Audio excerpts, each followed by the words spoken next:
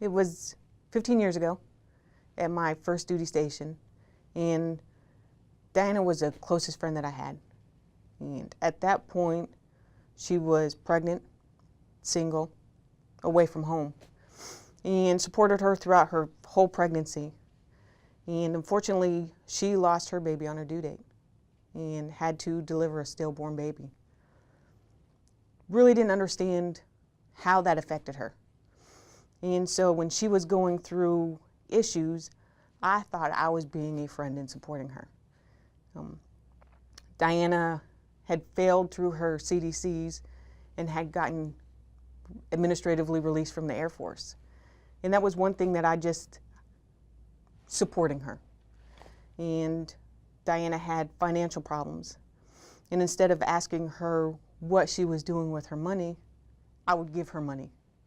Her house was dirty. Instead of, again, asking her what's going on, I would go over and I would clean her house. She's lonely. We went to the Humane Society, and so we got cats.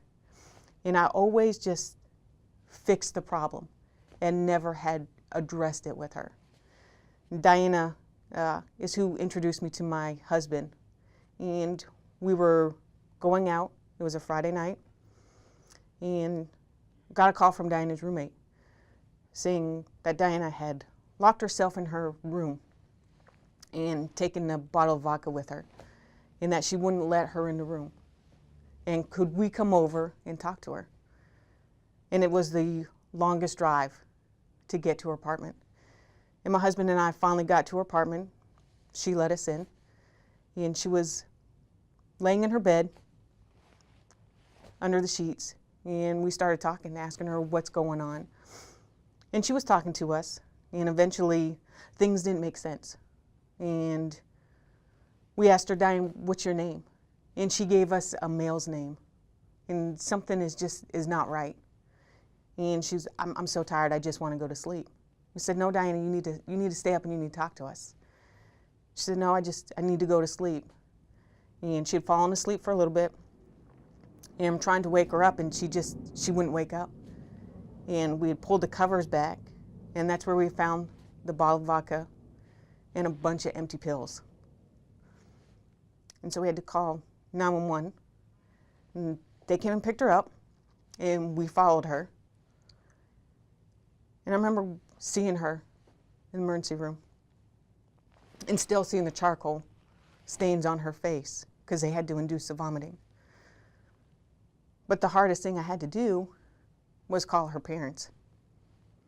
And her parents came down, and I apologized profusely because I felt it was my fault that I saw all the signs.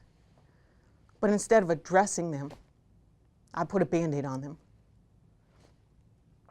Luckily, Diana is one of those ones that has a good outcome. She got the help that she needed. And to this day, she is a proud mother of 2 beautiful girls and is happily married. And we still are in contact this day. And she thanks me for stepping in. And I still feel that I didn't do what I needed to do. My supervisor at the time was very supportive and gave me some time off to take care of myself. And eventually sat down with Diana and we talked about it all. It's a lesson learned, that now that I see the signs, that I'm not afraid to ask those questions. Because I don't want anyone to go through that.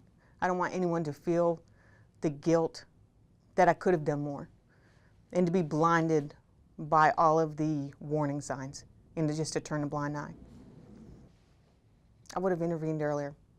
I would have asked those difficult questions. Are you going to hurt yourself? And I would have taken her to mental health. But back then, there was a stigma with mental health, and you just didn't go.